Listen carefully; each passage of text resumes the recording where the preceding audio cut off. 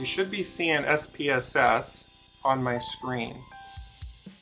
And I have a sample data set. This is from a sample blood pressure data set. And actually it's a pretty large data set. There's about 4,200 records in here. And this is where something like SPSS can be very powerful. You know, if you're trying to do some of these calculations by hand, you'd really be struggling. So how do you do descriptive statistics using SPSS? You're going to go to the Analyze, and you're going to go to Descriptive Statistics.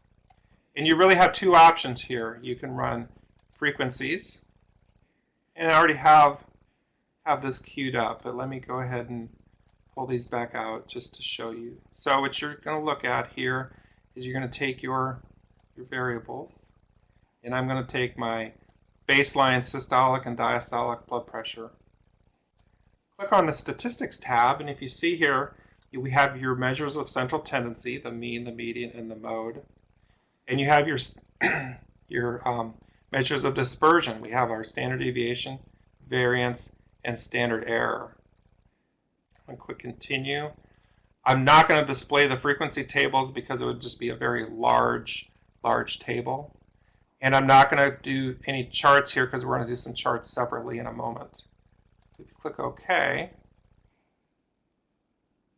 and we have a frequency table.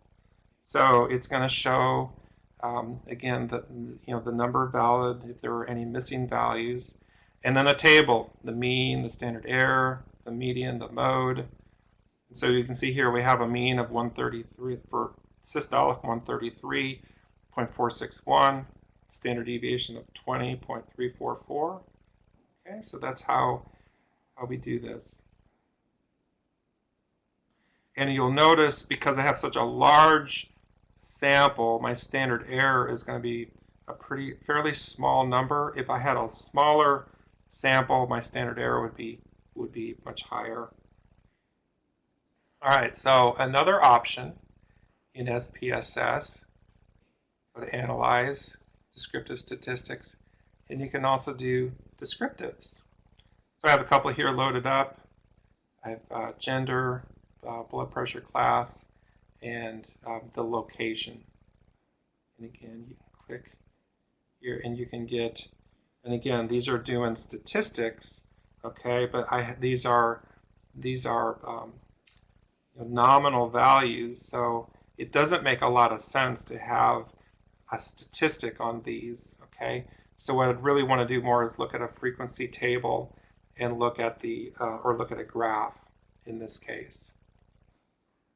There's some other options over here. I'm not going to go through these. This is really kind of a different lecture, but you can select cases. So if you wanted to pull out, maybe all of the males and only look at females, or if you wanted to split and really have the data separated, maybe by ethnicity or gender, then you can go to split the file.